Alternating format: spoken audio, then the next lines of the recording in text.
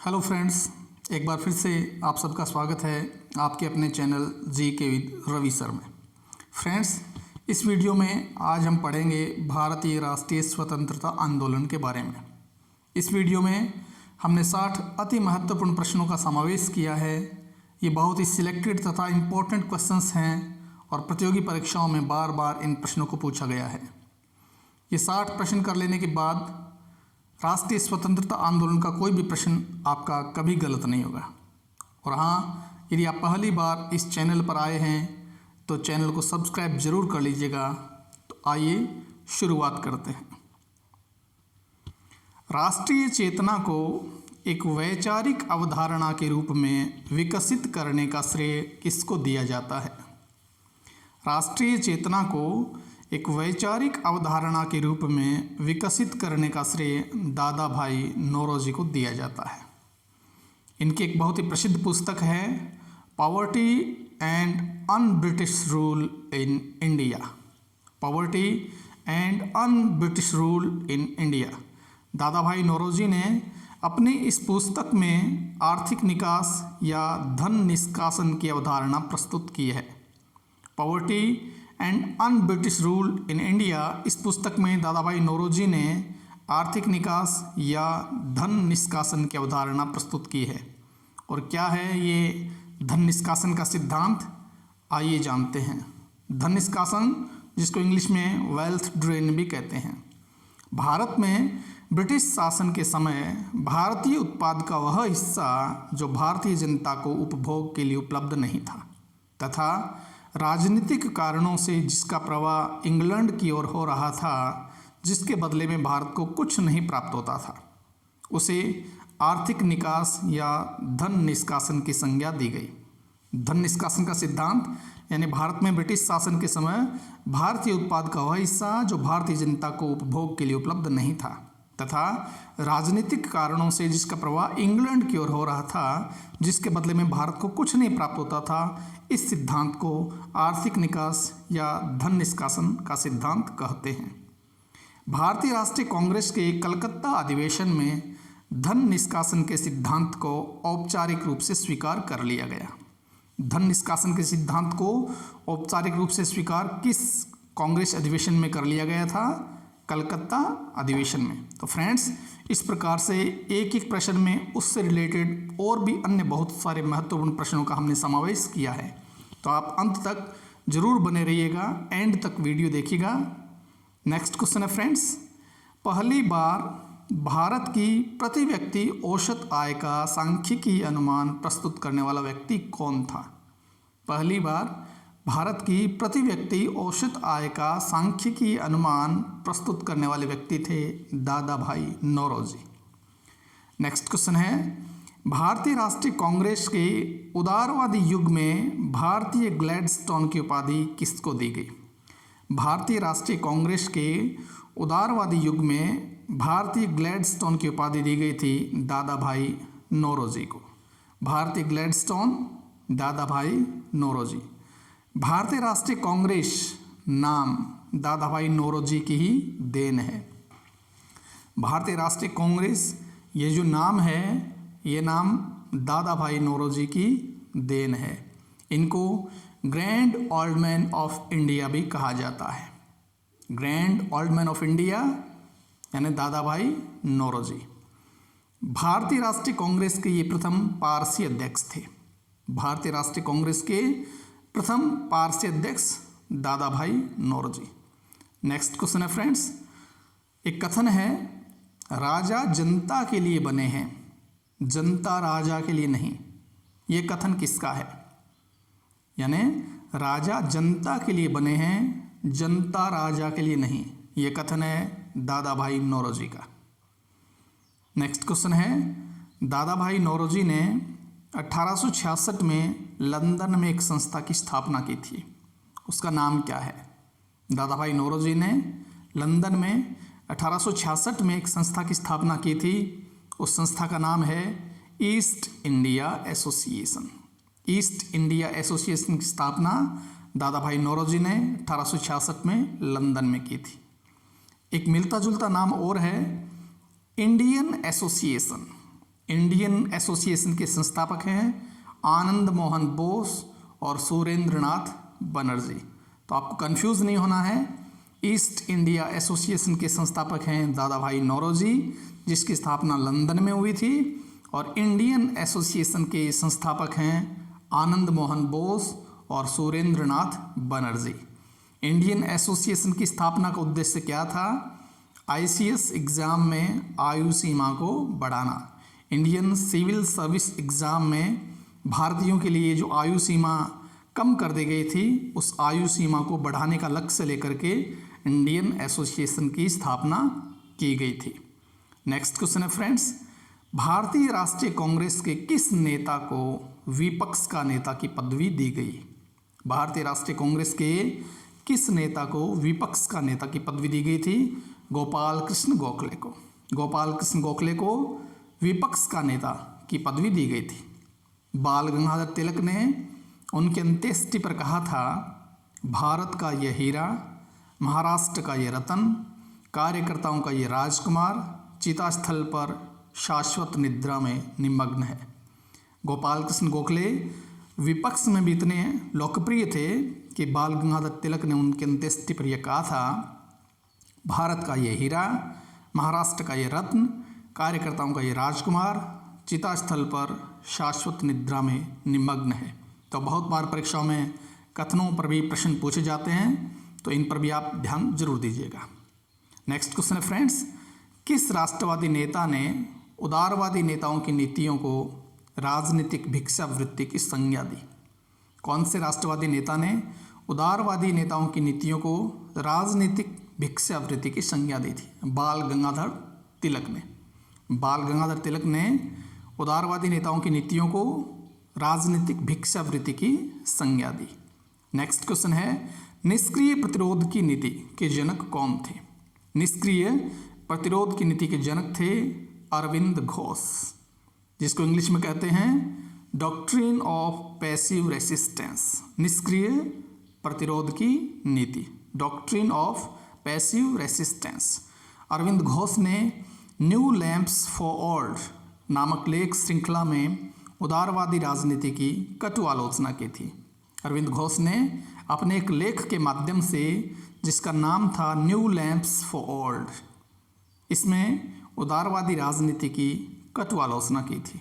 Next question है friends, all India home rule league की स्थापना किसने की थी? All India home rule league की स्थापना की थी एनी बेसेंट ने 1916 में मद्रास में।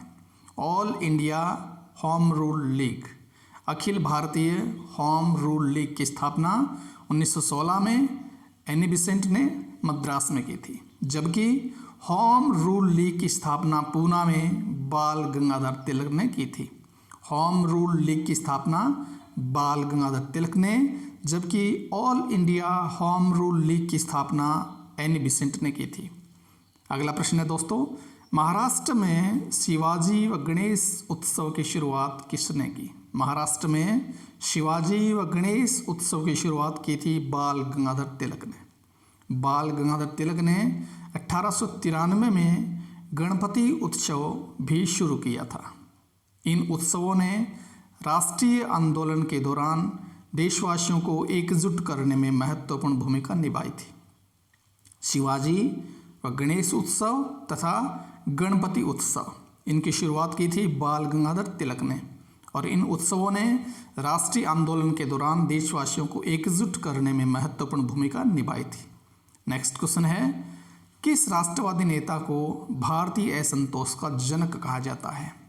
किस राष्ट्रवादी नेता को भारतीय असंतोष का जनक कहा जाता है? बाल गंगाधर तिलक को। बाल गंगाधर तिलक को भारतीय असंतोष का जनक कहा जाता है। बाल गंगाधर तिलक ने भारतीय राष्ट्रीय कांग्रेस पर प्रार्थना, याचना तथा विरोध की राजनीति करने का आरोप लगाया था। भारतीय राष्ट्रीय कांग्रेस पर प्रार्थना, याचना तथा विरोध की राजनीति करने का आरोप लगाया था बाल गंगाधर तिलक ने। बाल गंगाधर तिलक को उनके मित्रों द्वारा मिस्टर ब्लंट कहकर पुकारा जाता था। मिस्टर ब्लंट कहकर पुकारा जाता था बाल गंगाधर तिलक को। नेक्स्ट क्वेश्चन है फ्रेंड्स, कांग्रेस की स्थापना के संबंध में सेफ्टी वॉल्व के सिद्धांत को सर्वप्रथम किसने अपनी पुस्तक यंग इंडिया में प्रतिपादित किया था? कांग्रेस की स्थापना के संबंध में सेफ्टी वॉल्व के सिद्धांत को लाला लाजपत राय ने अपनी पुस्तक यंग इंडिया में प्रतिपादित किया था। यंग इंडिया में 1916 में प्रकाशित अपने लेख में लाला लाजपत राय ने कहा कि कांग्रेस लॉर्ड डफरिन के दिमाग की उपज है। उन्होंने यंग इंडिया में प्रकाशित अपने लेख में कहा था लाला लाजपत राय ने कि कांग्रेस लॉर्ड डफरिन के दिमाग की उपज है और सेफ्टी वॉल्व के सिद्धांत के प्रतिपादक थे लाला लाजपत राय। नेक्स्ट क्वेश्चन है फ्रेंड्स, इंडियन इंडिपेंडेंस लीग की स्थापना किसने की थी? इंडियन इंडिपेंडेंस लीग की स्थापना की थी रास बिहारी बोस ने। रास बिहारी बोस ने की थी स्थापना इंडियन इंडिपेंडेंस लीग की। नेक्स्ट क्वेश्चन है फ्रेंड्स, सुभाष चंद्र बोस किस वर्ष भारत से गुप्त रूप से भाग निकले थे? सुभाष चंद्र बोस किस वर्ष भारत से गुप्त रूप से भाग निकले थे? 1941 में। देश की आज़ादी के लिए उन्होंने अपने प्रयासों में एक ये प्रयास भी किया था कि वो 1941 में गुप्त रूप से भारत से भाग निकले थे। नेक्स्ट क्वेश्चन है फ्रेंड्स, बर्लिन पहुंचने के उद्देश्य से सुभाष चंद्र बोस ने काबुल में किस नाम से पासपोर्ट प्राप्त किया था? बर्लिन पहुंचने के उद्देश्य से सुभाष चंद्र बोस ने काबुल में किस नाम से पासपोर्ट प्राप्त किया था? ऑरलैंडो मैसोटा। ऑरलैंडो मैसोटा नाम से सुभाष चंद्र बोस ने काबुल में पासपोर्ट प्राप्त किया था बर्लिन पहुंचने के उद्देश्य से।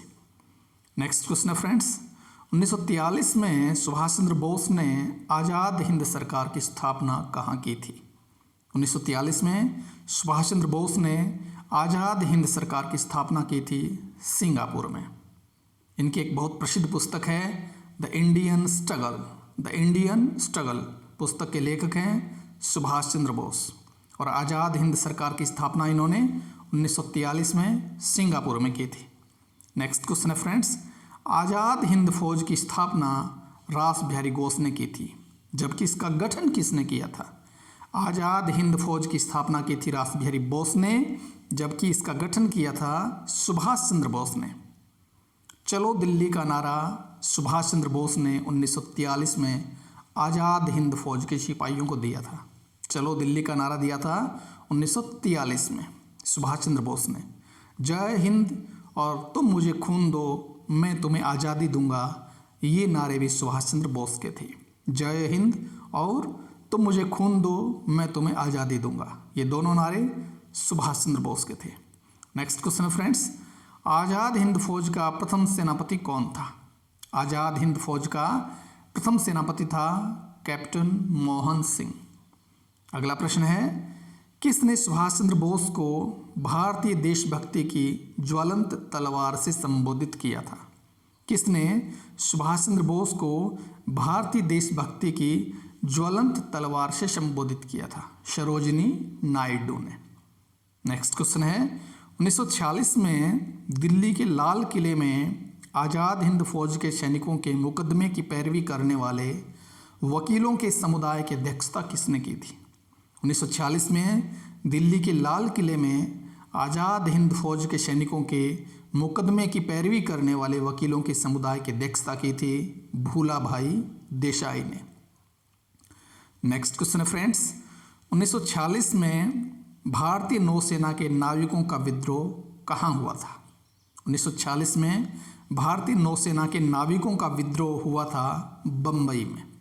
इस विद्रोह का प्रारंभ INS तलवार नामक सिग्नल्स प्रशिक्षण पोत से हुआ था।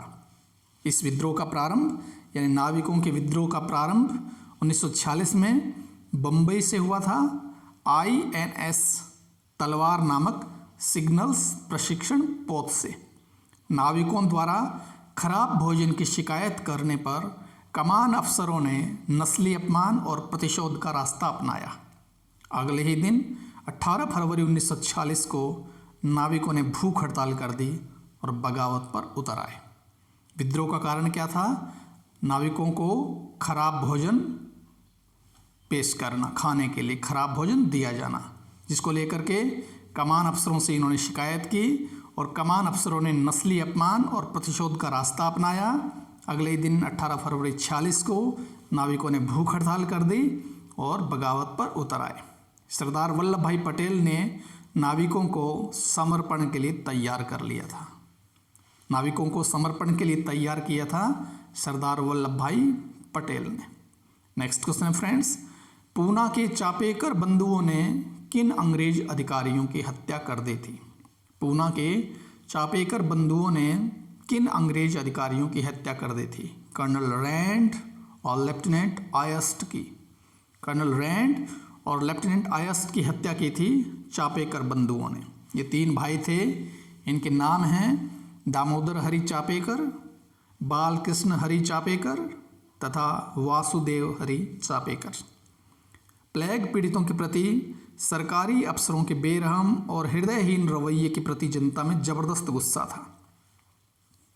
इन अंग्रेज अधिकारियों ने प्लेग पीड़ितों को राहत देने के बजाय उनका अपमान किया था। अंग्रेज अफसरों की हत्या का कारण क्या था? ये अंग्रेज अफसर बहुत बेरहम थे, हृदयहीन थे, इसकी वजह से जनता में ज़बरदस्त गुस्सा था और इन अंग्रेज अधिकारियों ने प्लेग पीड़ितों को राहत देने के बजाय उनका अपमान किया था। फलस्वरूप चापेकर बंधुओं ने कर्नल रैंड और लेफ्टिनेंट आयस्ट की हत्या कर दी थी। नेक्स्ट क्वेश्चन है फ्रेंड्स, 1907 में वारेंद्र कुमार घोष तथा भूपेंद्र नाथ दत्त के नेतृत्व में किस संघ की स्थापना हुई थी? 1907 में वारेंद्र कुमार घोष तथा भूपेंद्र नाथ दत्त के नेतृत्व में कौन से संघ की स्थापना हुई थी? अनुशीलन समिति की स्थापना। अनुशीलन समिति की स्थापना की थी वारेंद्र कुमार घोष तथा भूपेंद्र नाथ दत्त ने। अगला प्रश्न है, क्रांतिकारी गतिविधियों में संलग्न लोगों के गुप्त संगठन अभिनव भारत की स्थापना किसने की थी? अभिनव भारत की स्थापना की थी विनायक दामोदर सावरकर ने। क्रांतिकारी गतिविधियों में संलग्न लोगों का यह एक गुप्त संगठन था अभिनव भारत, जिसकी स्थापना की थी विनायक दामोदर सावरकर ने। अगला प्रश्न है, भारतीय क्रांति की माँ किसको कहा जाता है? भारतीय क्रांति की माँ कहा जाता है मैडम भीकाजी कामा को। मैडम भीकाजी कामा को भारतीय क्रांति की माँ कहा जाता है। अगला प्रश्न है, इंग्लैंड में 1905 में इंडियन होम रूल सोसाइटी की स्थापना किसने की? इंग्लैंड में 1905 में इंडियन होम रूल सोसाइटी की स्थापना की थी श्यामजी कृष्ण वर्मा ने।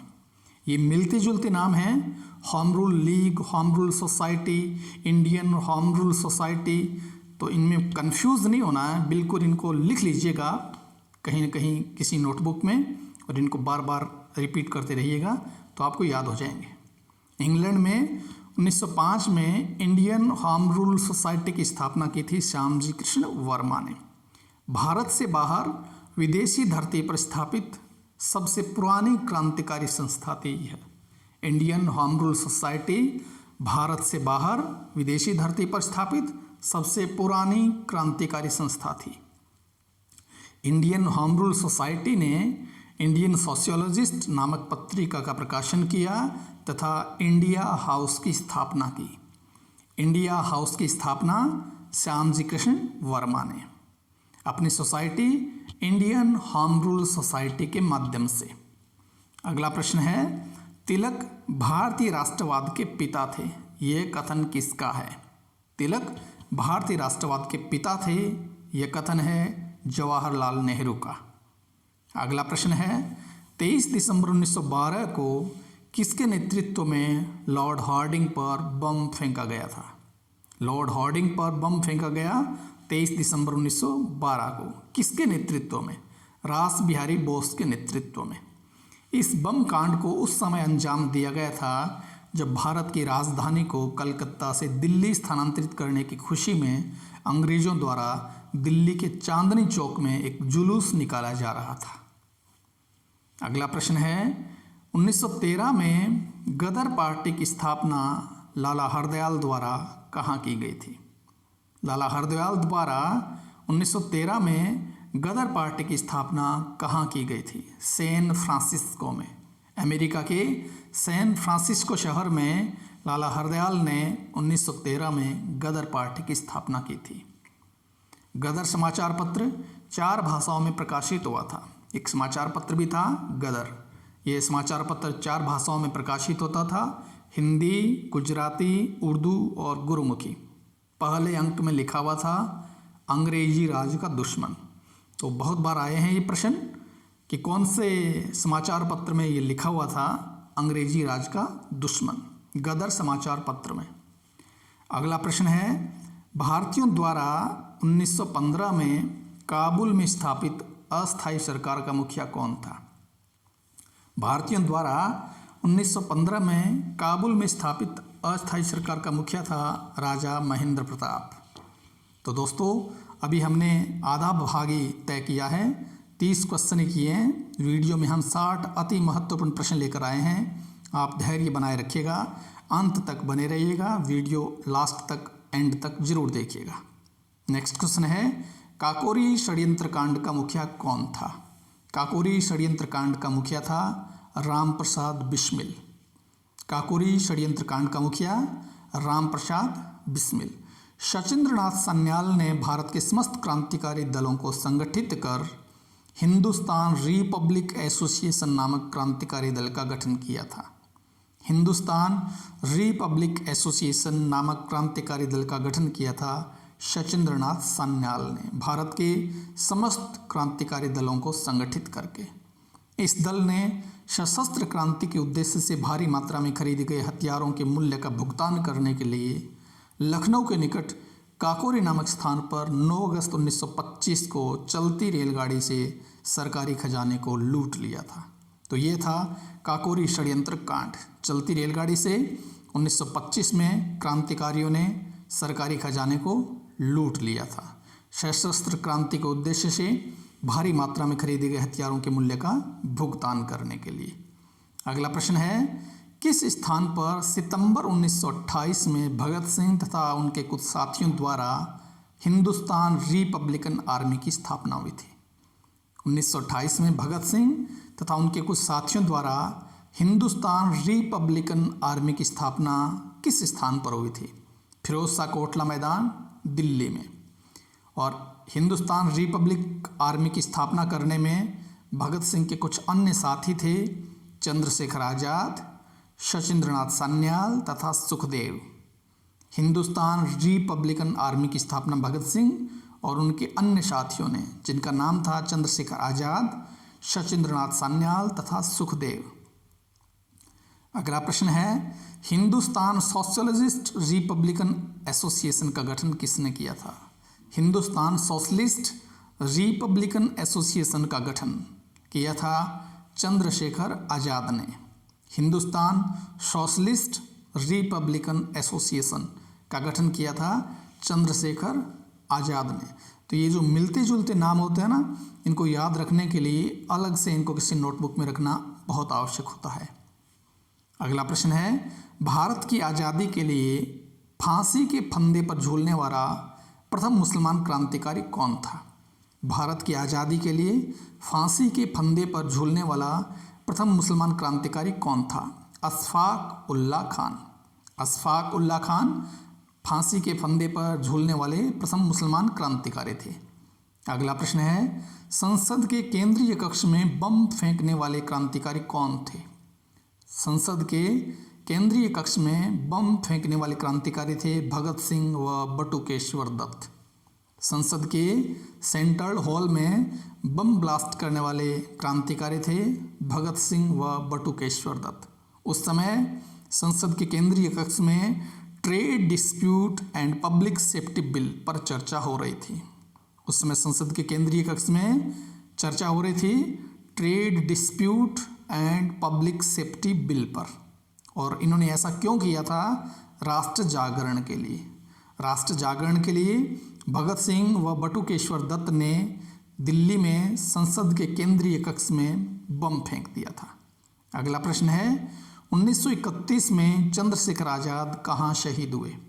1931 में चंद्रशेखर आज़ाद कहाँ शहीद हुए थे? इलाहाबाद के अल्फ्रेड पार्क में, जब अंग्रेज अधिकारियों ने इनको चारों तरफ से घेर लिया था और आखिरी गोली इन्होंने खुद पर ही चला ली थी, क्योंकि ये कहते थे आज़ाद हूँ और आज़ाद रहूँगा। ये अंग्रेज़ों के हाथों नहीं पकड़वाना चाहते थे जिंदा। नेक्स्ट क्वेश्चन है फ्रेंड्स, जलियांवाला बाग हत्याकांड के आरोपी जनरल डायर की हत्या किसने की थी?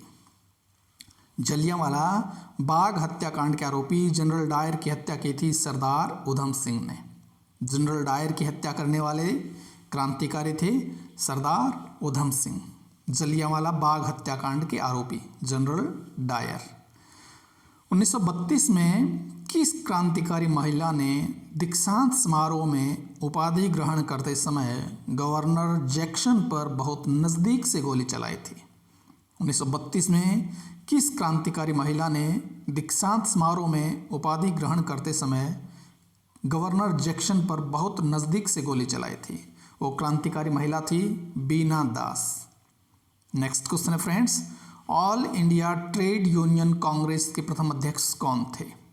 All India trade union Congress के प्रथम अध्यक्ष कौन थे? लाला लाजपत राय।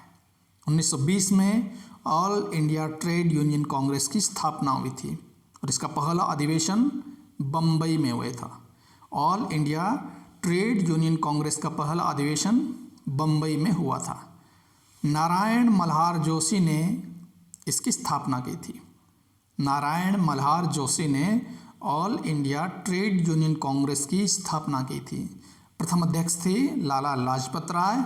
1920 में स्थापना हुई थी और पहला अधिवेशन बम्बई में हुआ था। तो इस प्रकार से एक क्वेश्चन में उससे रिलेटेड अन्य बहुत सारे महत्वपूर्ण प्रश्न भी हमने इस वीडियो में समाहित किए हैं। नेक्स्ट क्वेश्चन है फ्रेंड्स, साम्यवाद व साम्राज्यवाद पूंजीवाद के जुड़वां बच्चे हैं, ये कथन किसका है? साम्यवाद व साम्राज्यवाद पूंजीवाद के जुड़वां बच्चे हैं, ये कथन है लाला लाजपत राय का। 1928 में बारदोली में कर ना देने का सत्याग्रह किसके द्वारा चलाया गया था? 1928 में बारदोली में कर ना देने का सत्याग्रह चलाया गया था सरदार वल्लभ भाई पटेल के नेतृत्व में। तो क्या था ये संपूर्ण घटनाक्रम बारदोली का सत्याग्रह? आइए जानते हैं। प्रांतीय सरकार ने किसानों के लगान में 22% तक की वृद्धि कर दी थी। प्रांतीय सरकार ने किसानों के लगान में 22% तक की वृद्धि कर दी थी। पटेल ने इस लगान वृद्धि का जमकर विरोध किया। अंततः एक अंग्रेज न्यायिक अधिकारी बूमफील्ड तथा एक राजस्व अधिकारी मैक्सवेल ने संपूर्ण मामले की जांच कर लगान वृद्धि को घटाकर 6.03% कर दिया था। सरदार वल्लभ भाई पटेल के नेतृत्व में हुआ था ये सब कुछ सत्याग्रह। प्रांतीय सरकार ने किसानों के लगान में 22% तक की वृद्धि कर दी थी और पटेल ने इस लगान वृद्धि का जमकर विरोध किया। अंततः एक अंग्रेज न्यायिक अधिकारी बूमफील्ड तथा एक राजस्व अधिकारी मैक्सवेल ने संपूर्ण मामले की जांच करके लगान वृद्धि को घटाकर 6.03% कर दिया था। तो ये था बारदोली का सत्याग्रह जो कि सरदार वल्लभ भाई पटेल के नेतृत्व में हुआ था। नेक्स्ट क्वेश्चन है, किस सत्याग्रह को आयोजित करने के उपलक्ष्य में वल्लभ भाई पटेल को सरदार की उपाधि से विभूषित किया गया था? किस सत्याग्रह को आयोजित करने के उपलक्ष्य में वल्लभ भाई पटेल को सरदार की उपाधि से विभूषित किया गया था? बारदोली सत्याग्रह। बारदोली सत्याग्रह के सफल होने पर वहाँ की महिलाओं ने वल्लभ भाई पटेल को सरदार की उपाधि प्रदान की थी। वल्लभ भाई पटेल को सरदार की उपाधि प्रदान की गई थी बारदोली सत्याग्रह के सफल हो जाने पर। वहाँ की महिलाओं ने उन्हें सरदार की उपाधि प्रदान की थी। अगला प्रश्न है, 1882 में भारतीय शिक्षा आयोग की अध्यक्षता किसने की थी? 1882 में भारतीय शिक्षा आयोग की स्थापना की थी W.H. हंटर ने। W.H. हंटर ने 1882 में भारतीय शिक्षा आयोग की स्थापना की थी। अगला प्रश्न है, भारतीयों द्वारा अंग्रेजी में प्रकाशित प्रथम समाचार पत्र कौन सा था? भारतीयों द्वारा अंग्रेजी में प्रकाशित होने वाला प्रथम समाचार पत्र था हिंदू पैट्रियट। हिंदू पैट्रियट भारतीयों द्वारा अंग्रेजी में प्रकाशित होने वाला प्रथम समाचार पत्र था। 1853 में ये प्रकाशित हुआ था पहली बार कलकत्ता से। और इसके प्रथम संपादक थे गिरीश चंद्र घोष। हिंदू पैट्रियट समाचार पत्र अंग्रेजी में प्रकाशित होने वाला प्रथम समाचार पत्र था भारतीयों द्वारा। 1853 में पहली बार प्रकाशित हुआ था कलकत्ता से, और इसके प्रथम संपादक थे गिरीश चंद्र घोष। अगले जो 4-5 क्वेश्चंस हैं ये समाचार पत्रों पर आधारित हैं। तो अगला प्रश्न है, न्यू इंडिया तथा कॉमनवेल्थ समाचार पत्र किसके द्वारा प्रारंभ किए गए थे? न्यू इंडिया तथा कॉमनवेल्थ ये समाचार पत्र प्रारंभ किए गए थे एनी बिसेंट द्वारा। न्यू इंडिया तथा कॉमनवेल्थ नामक समाचार पत्र प्रारंभ किए गए थे एनी बिसेंट के द्वारा। केसरी नामक समाचार पत्र का संपादन किसने किया था? केसरी नामक समाचार पत्र का संपादन किया था बाल गंगाधर तिलक ने 1881 में। केसरी नामक समाचार पत्र का संपादन 1881 में बाल गंगाधर तिलक ने किया था। इनके समाचार पत्र और भी थे, मराठा में केसरी तथा अंग्रेजी भाषा में मराठा। मराठी भाषा में केसरी तथा अंग्रेजी भाषा में मराठा नाम के समाचार पत्रों का संपादन भी बाल गंगाधर तिलक ने किया था। अगला प्रश्न है, यंग इंडिया समाचार पत्र के संपादक कौन थे? यंग इंडिया समाचार पत्र के संपादक थे महात्मा गांधी। यंग इंडिया समाचार पत्र के संपादक महात्मा गांधी। द इंडिपेंडेंट समाचार पत्र किसने प्रारंभ किया? द इंडिपेंडेंट समाचार पत्र प्रारंभ किया था मोतीलाल नेहरू ने। द इंडिपेंडेंट समाचार पत्र प्रारंभ किया मोतीलाल नेहरू ने। अगला प्रश्न है, वॉइस ऑफ इंडिया समाचार पत्र किसने प्रारंभ किया? वॉइस ऑफ इंडिया समाचार पत्र प्रारंभ किया था दादा भाई नौरोजी ने। इन समाचार पत्रों की भारत के स्वतंत्रता संग्राम में बहुत महत्वपूर्ण भूमिका थी।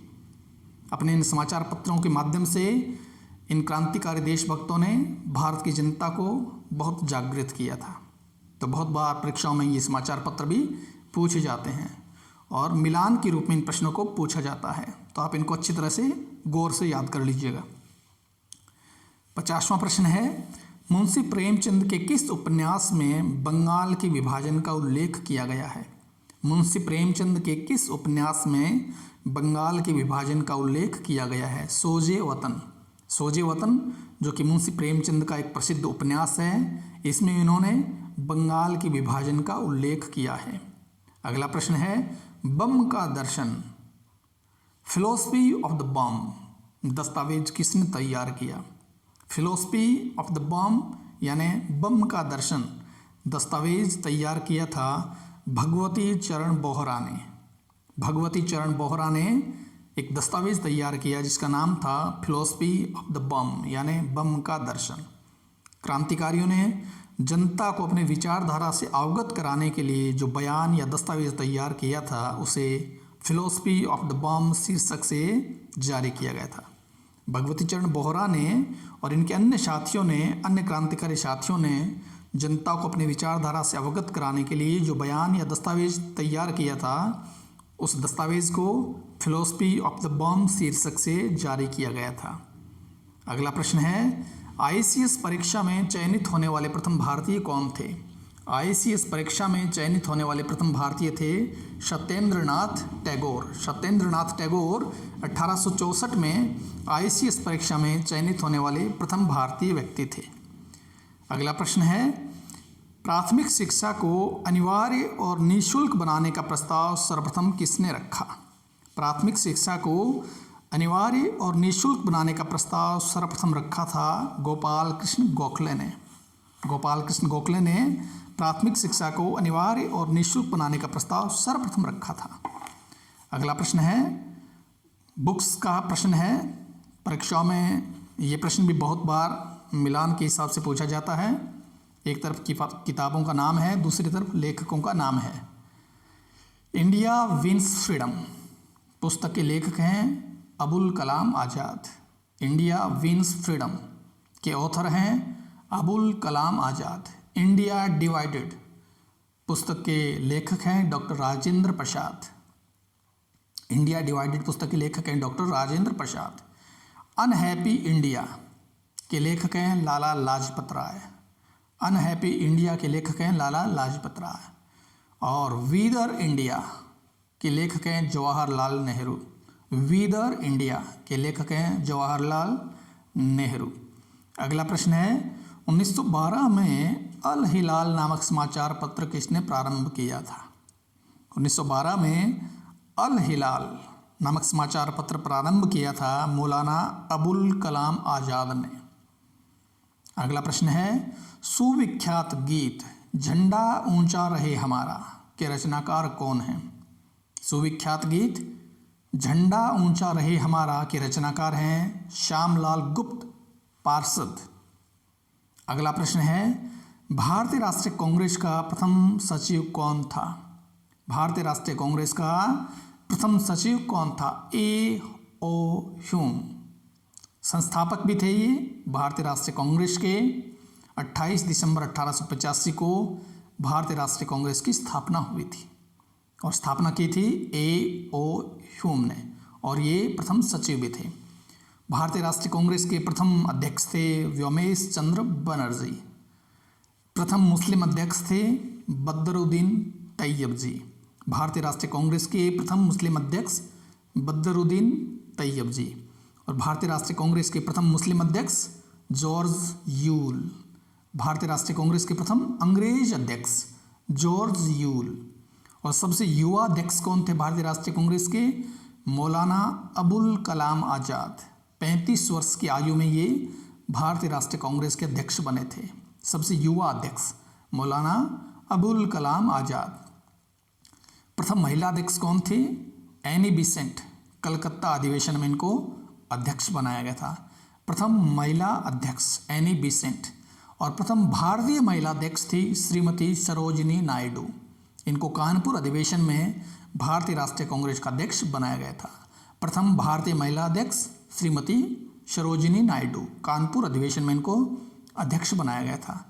अगला प्रश्न है किस वायसराय के समय भारतीय राष्ट्रीय कांग्रेस की स्थापना हुई थी? किस वायसराय के समय भारतीय राष्ट्रीय कांग्रेस की स्थापना हुई थी? लॉर्ड डफरिन के समय भारतीय राष्ट्रीय कांग्रेस की स्थापना हुई थी। भारतीय राष्ट्रीय कांग्रेस की स्थापना के समय भारत के वायसराय थे लॉर्ड डफरिन।